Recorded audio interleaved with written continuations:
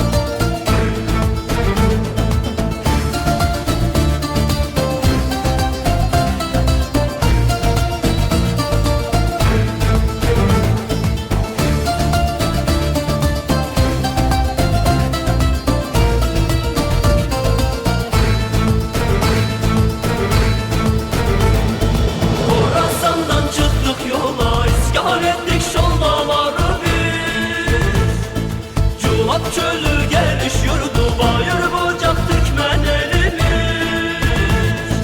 Bölük bölük göçleriyle Anbar ile Kervan ile düştük gurbet illerine biz. Bölük bölük göçleriyle Anbar ile Kervan ile düştük gurbet illerine biz.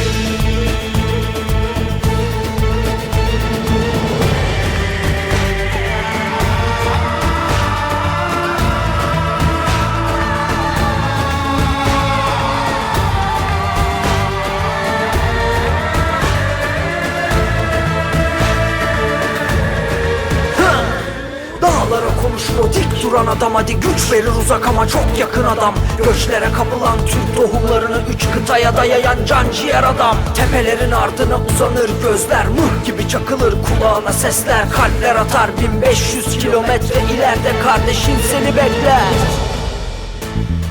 Hamahımız Halep Şam'da Havranca olan tepelerinde. Eydilli Erbeyli Barat Bayat Türkmen aşiretimiz. Bölük bölük göçleriyle Anbar ile Kervan ile düştük gurbet illerine biz. Bölük bölük göçleriyle Anbar ile Kervan ile düştük gurbet illerine biz.